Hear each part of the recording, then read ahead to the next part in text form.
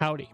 Today we're going to be talking about Voruna max investment build. Whoa, stuff. I have been sitting on this for quite some time.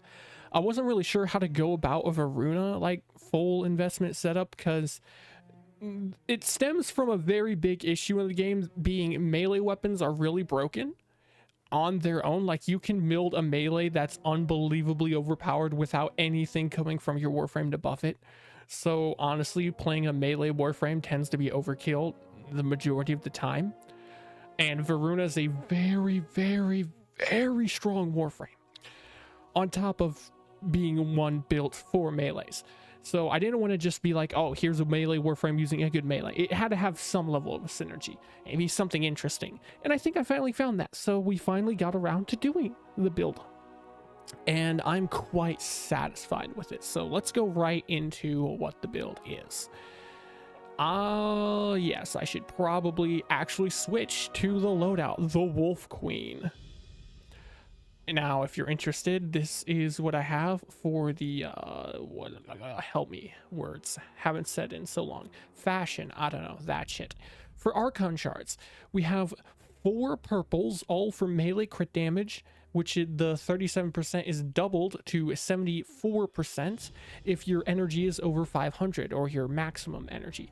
To make that happen with Prime Flow, we need at least 1 energy max Archon shard, Talforge. So we have 1 blue for energy max because she has a very low base energy of 100. Yikes. But that's not the end of the world. It's fine. And you don't really need this. This is just funny overkill. So don't even worry about doing this most of the time. Not needed.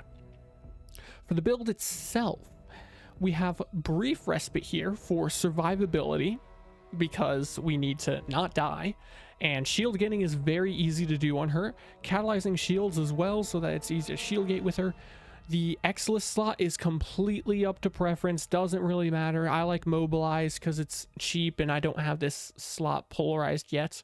Just free parkour velocity because you can get complete status immunity from her passive, as long as you haven't subsumed off her 2, which would be weird if you did because her 2 is crazy.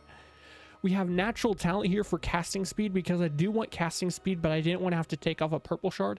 Not because I need the damage, but because I don't have bile and I don't have any other yellow shards right now. So we just put natural talent on here, and you can switch this out.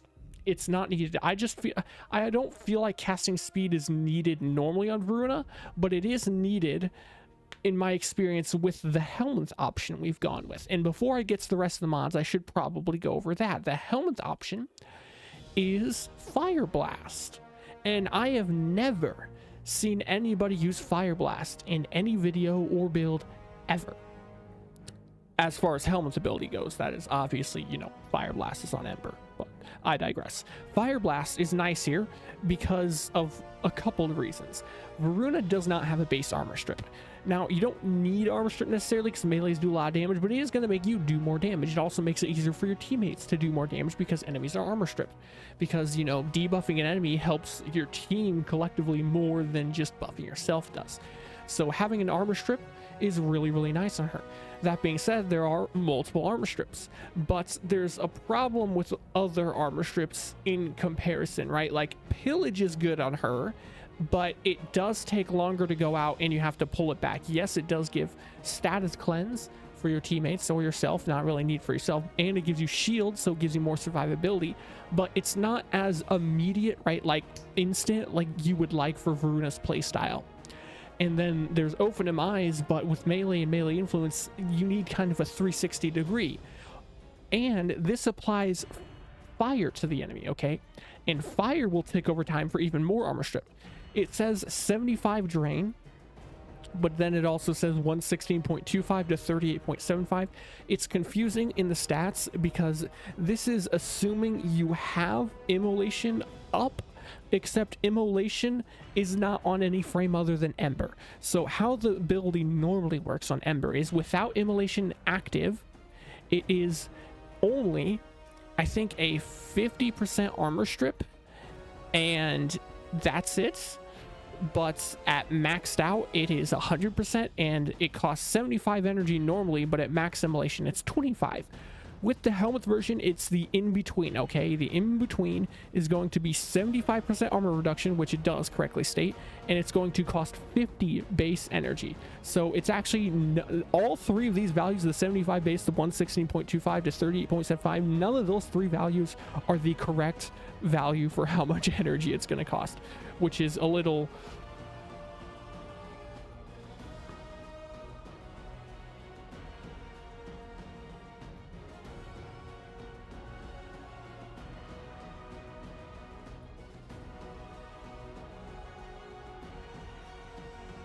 And that's a little wonky, but you know, hopefully they fix it one day. It's not the end of the world right now though. You cannot get overguard from healing flames. That's part of the helmet version with it, so we can't run healing flames, but I don't really feel like we would need overguard on Voruna anyways. And the extra heat on top of the 75% armor reduction is going to strip another 50% armor additive. Sorry, no, multiplicative after that. So the enemy is going to end up with 12.5% armor after the heat does all of its armor strip. So this is nearly a full armor strip. Plenty of armor strip. It's not crazy expensive, even though we do have blind rage on. And energy is not really going to be an issue anyways, because I mean, we have, well, Lyca's Hunt. Lyca's Hunt is pretty insane with equilibrium. Now for energy economy, we have equilibrium. That's all we need. Lyca's Hunt, equilibrium, you're never going to run out of energy, period. Stretch for extra range. We are not going max range, and I'll get to that in a second here. Prime continuity for extra duration. Prime flow, of course, for energy max. Blind rage for a lot of strength, even though we lose efficiency, not the end of the world. And Umbral Intensify for even more strength. We have Arcane Aegis. This is completely optional. I just feel like it makes me immortal when it procs, and I like that. And Arcane Strike for the attack speed on our melee, so we don't have to mod for attack speed on our melee weapon. Now, we are not running Prey of Dinar. This was nerfed. Despite that, it is still a very strong augment. Now, there is a couple reasons to use it, but also reasons to not use it. If you don't know how this works, basically every time you cast your first ability, Shroud of Dinar, a random enemy within range is going to be marked. You will be able to see that enemy through walls, and you get a damage bonus on that enemy. If you use Fangs of Raksh on that enemy specifically and then kill them, it will spread the status radius at 150% of its normal value, which is really good. Except I don't like having to run around looking for that little white targets. And this is not going to be a nuke setup with Prey of Dinar, and we don't really need that extra status spreading. I don't feel like this is needed here at all. So if you want to run it, all you do is replace natural talent. There you go. But otherwise, I would rather have the casting speed and have a much more fluid play style. Outside of our Warframe build, our melee is the next most important thing. And it is one that can make full use of Fire Blast, which would be Hate. Hate is a very, very strong melee weapon. It has an Incarnon mode, and it has an augment. The augment for it, Burning Hate. When Hate damages enemies afflicted with heat status, they become vulnerable to 120% more status damage. This vulnerability to status damage is its own multiplier. So this is going to make you and all of your teammates, because it's a debuff on the enemy, be able to do more than double the damage with statuses to the enemy. This is amazing. And you don't have to deal heat damage with the Hate. You just have to deal damage to an enemy that is affected by heat. Dealing damage via electricity, blast, gas, melee influence, any of those still count as Hate damage. So it will still proc this. Very good. But we can't put heat on this weapon. It does have heat at base on the Incarnon. With the Incarnon mode, it shoots little explosive blades that have heat, but those blades have heat inherently. And we need electricity, which, you know, for melee influence. But that's going to combine to make radiation on the projectiles, which is bad because then we don't have heat. We need the electric for melee influence, and then I have blast here because, well, blast is insanely strong. Well, we get heat from, what do you know, Fire Blast. So not only is this, in my opinion, the most consistent, easy to use, and like still fast-paced to her playstyle helmet ability for armor strip on her, but it's also going to apply the heat so that the augment from Hate works. That's some pretty nice synergy, if you ask me.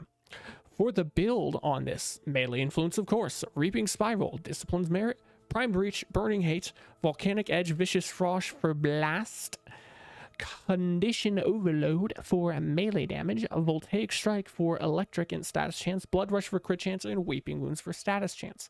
You can put a Riven on here somewhere. I don't know where I would fit it in, and it depends on the Riven, but that's kind of overkill, completely unnecessary. And with our purple shards on, we have a 10x crit multiplier. That's why we have no crit damage mod on this, because we don't really need like Organ Shatter here when we have all those purple shards on already. Our other weapons are Rauta as the primary. This is purely here just to make life easier on building combo. You just shoot the dude and it builds up combo. Very, very easy. And it also holds primary dexterity for extra combo duration. Other than that, no real point in having it here. I guess cold, right? You can hit an enemy and apply cold to slow them down if you're fighting like a Demolist or something. But outside of that, not really anything important here. I just kind of have like lots of multi-shot fire rate, reload speed, that kind of thing to make it easier to shoot fast and build up my combo. Our secondaries, this is completely up to you. I really couldn't think of what to run here. We don't need any of the extra stats from Grimoire, to be honest, so it's not needed, but you can run Grimoire, I guess, if you wanted to. If you really felt like you wanted to get like extra overguard, you could also go with like Epitaph with the secondary fortifier, but I don't feel like I need the extra survivability. As long as I'm paying enough attention and I don't suck ass, I'm never gonna die as Voruna, so I don't have an issue with that either. We're not trying to kill stuff with our secondary, so you know, we don't need like a killing secondary like Akikor Latum Furnace. So I just kind of slapped on a Carius here for the explosions and magnetic, and secondary fortifier is here not because I know I just said I don't need the overguard. Secondary fortifier is here with magnetic specifically to destroy overguard on enemies, though honestly I never even ended up using this. I put it on thinking maybe it would help to do more damage to overguard, but we kill enemies right through their overguard anyways, so this is completely worthless in this build. I'm still not really sure if there's anything worth even bothering switching to here, because then we have to spend time not meleeing stuff, and it would be faster to just whack something with our melee and it outright die.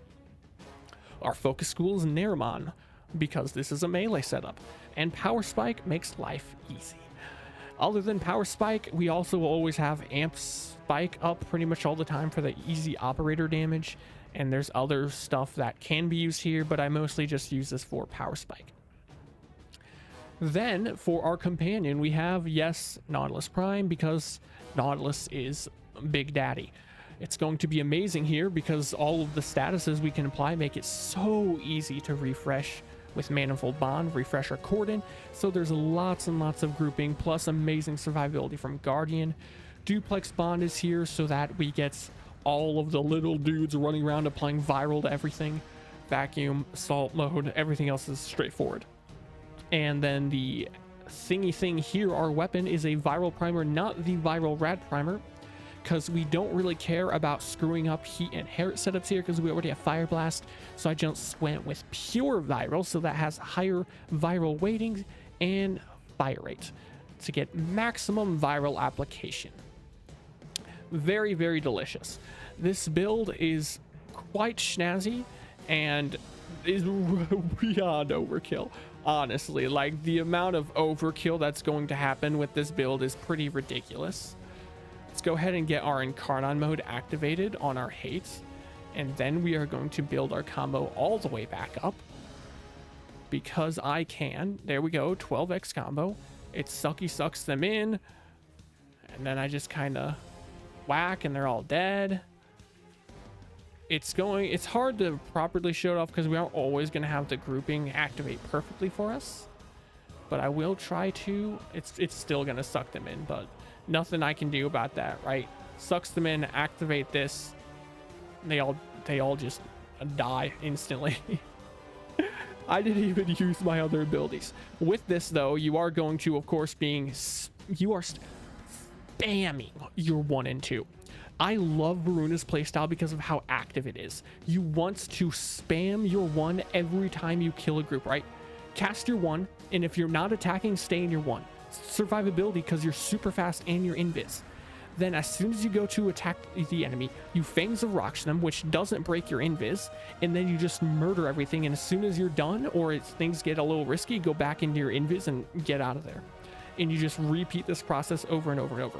Always keep your 3 up like it's stunts, but that's not difficult. It should never go down.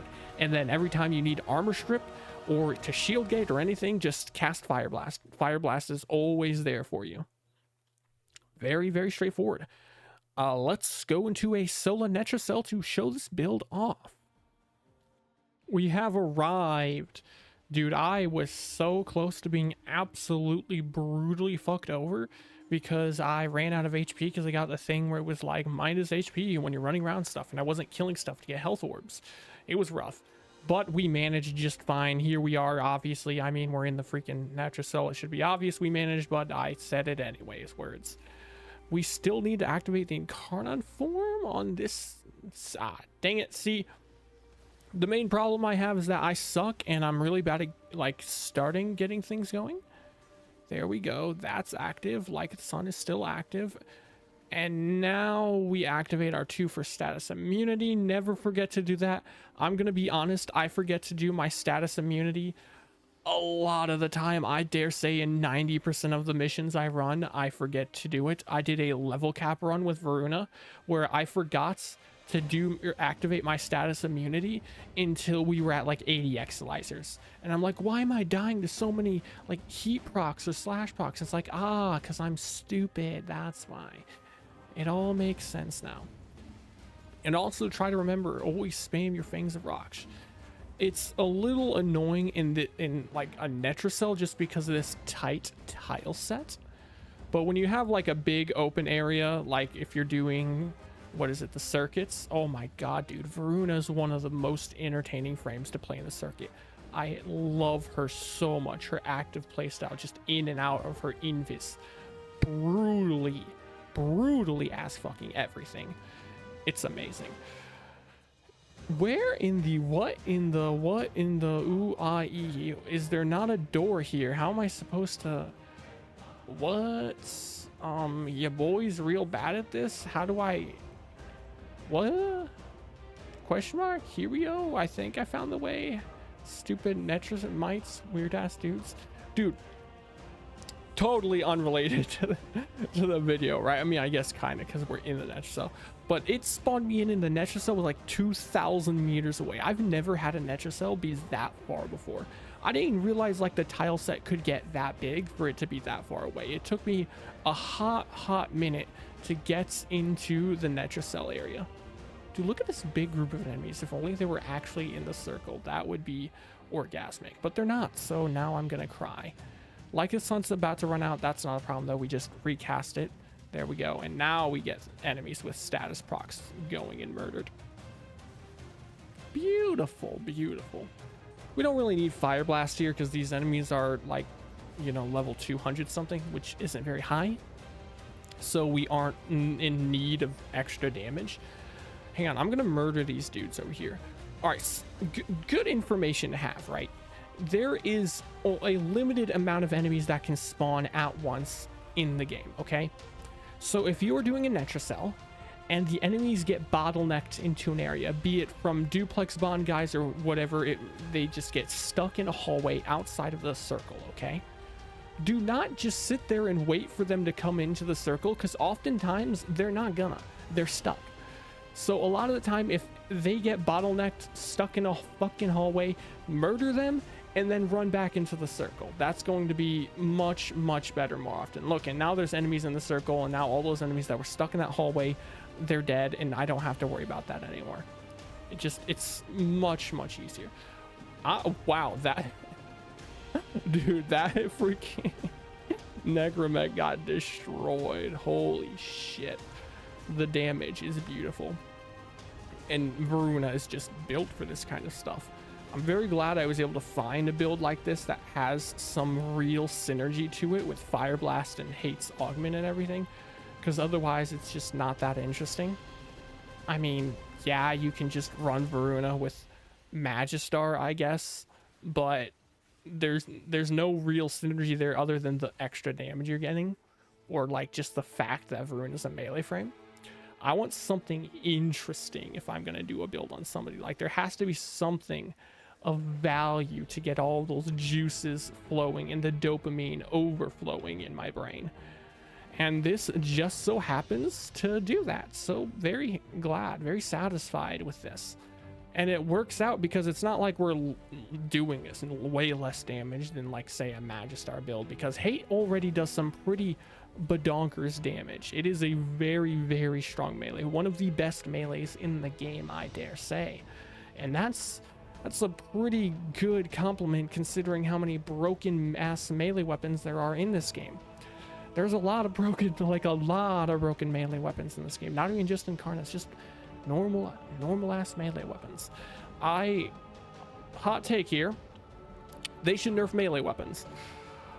I'm sure there's going to be a lot of people that are mad I say that, but I mean, come on. Really? Do they really need to be this broken? Is that really necessary?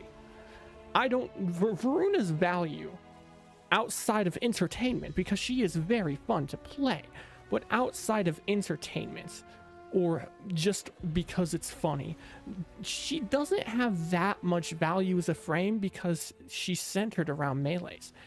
And you could say this the same thing for Kullervo, because you don't need to build into a melee for it to be broken. You can take literally any of the melee weapons that are in, like, probably the top 30 melee weapons even, you can easily build not into it at all in your setup, right? Your Warframe doesn't have to help it. Your other guns don't have to help it. You can not build into it at all with your loadout, have no ribbon for it, and easily get it to go all the way to level cap. Because melees are just that crazy. They do so much damage. And they tried to nerf melee weapons in the past by, like, huge nerfs to Blood Rush. Dude, any new players now? Dude, you think Blood Rush is crazy now? 40% crit chance? Every combo stack? 440% crit chance at max. Before, it was 40%, okay? It was, I think, 65%.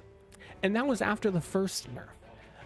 Blood Rush, back in the day, it was either, I can't remember, it was either 145 or 165%. I think it was 145%. No. I think 165. I think it was 165% crit chance per combo multiplier. That was insane. So they nerfed the fuck out of it, though it's still a crazy, crazy good mod. And they changed a bunch of other stuff. They added follow through onto melee weapons. They did a lot of stuff to try to nerf melee weapons. And then they added in gun arcanes. They added in galvanized mods for guns. They started introducing better guns. A lot of the majority of the incarnate weapons are guns. Like, they did a bunch of stuff to try to bring melees down and bring guns up, because melees were way too good and guns just sucked balls. But they kind of just undid all of that work in the past year, because there are incarnate melees, stuff like Magistar, Hate, Ceramic Dagger, all of that stuff. And then they added in melee arcanes.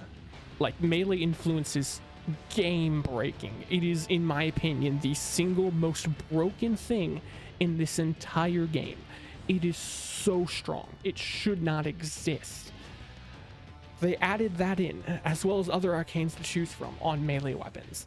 Then they added galvanized mods for melee weapons. What? Bro, what? Was that really necessary? But, I mean, hey, they can do as they please, I guess. That aside, rant aside, that's the Voruna build. It's very strong, and as long as you aren't balls at the game, you will pretty much never die, because there's lots of shield gating, complete status immunity, lots of debuffs on the enemy, crowd control, decent bit everywhere. You're helping your teammates a lot by spreading statuses everywhere. Your hate is making the enemy take more than double the status damage, which will also help your teammates. You're armor stripping to a near full armor strip with your fire blast. this is a very good setup for both yourself and all of your teammates. This is one of the strongest loadouts I'd say I have, mostly because Voruna is crazy, and it's very fun to play too.